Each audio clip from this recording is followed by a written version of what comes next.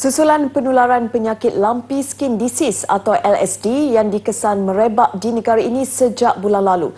Penternak lembu berdepan masalah untuk menjual ternakan mereka. Dihimpit dengan maklumat palsu mengatakan daging tempatan tidak selamat. Sektor peladangan itu bakal berdepan kerugian besar apabila lembu yang dikhususkan untuk sambutan Aidiladha tidak laku. Menurut Muhammad Hafiz Muhammad Syafi, beliau mempunyai hampir 300 ekor lembu ternakan. Keluhnya, dia sudah menyediakan sebahagian lembu yang sihat untuk dijadikan korban. Namun usaha itu terbantut apabila lembu tidak lagi dapat dijual susulan penularan tidak bertanggungjawab yang mendakwa penyakit LSD boleh menjangkiti manusia. Sementara itu, Ahli Jawatankuasa Kelab Transformasi Ruminan GTR mendakwa perkara itu tidak benar sama sekali. Kecewa. Kecewa yang dengar dalam Facebook apa semua tu orang komen. Tapi kami tak pandai nak komen orang kan. Terima je lah, itu je lah. Tapi sepatutnya tak perlulah. Siapa yang tak tahu cerita ni, jangan buat fitnah. Sementara itu, Ahli Jawatankuasa Kelab Transformasi Ruminan GTR mendakwa perkara itu tidak benar sama sekali. Pegawai Veterinar Dr. Wijaya Jayam berkata penyakit berkenaan tidak menjangkiti manusia dan tersebar kepada haiwan ternakan melalui gigitan serangga. Sebagai penternak, kita juga kena menjaga kebersihan.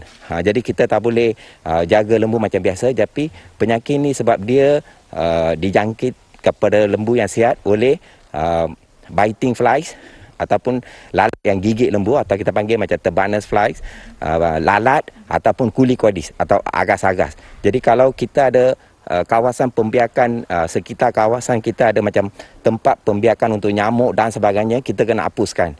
Jabatan Perkhidmatan Veterinar dalam satu kenyataan sebelum ini mengetatkan syarat import lembu hidup dari luar negara.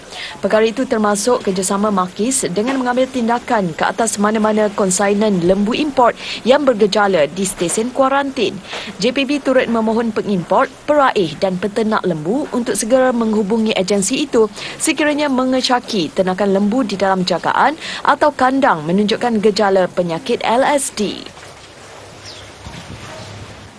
Dalam pada itu, Jabatan Perkhidmatan Veterinar diarah melakukan pemantauan berterusan terhadap penularan penyakit LSD ke atas ternakan.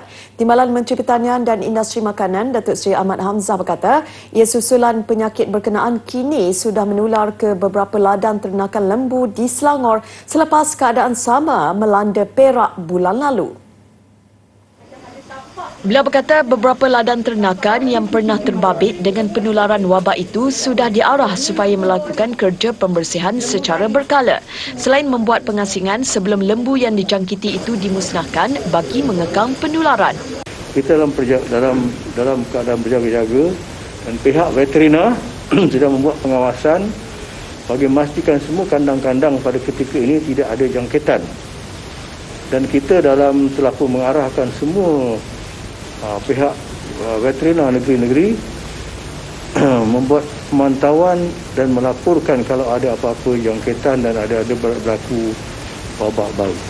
Beliau ditemui selepas menyampaikan bekalan buah-buahan serta selimut sumbangan Lembaga Pemasaran Pertanian Persekutuan FAMA serta pejabat Parlimen Jasin kepada penghuni Pusat Rawatan COVID Berisiko Rendah PKRC di Pusat Dagangan Antarabangsa Melaka MIPCI Keroh Melaka siang tadi. Datuk Seri Ahmad berkata, Jabatan Perkhidmatan Kuarantin dan Pemeriksaan Malaysia Makis juga akan melakukan ujian saringan terhadap semua lembu hidup yang diimport bagi memastikan ia bebas daripada sebarang penyakit.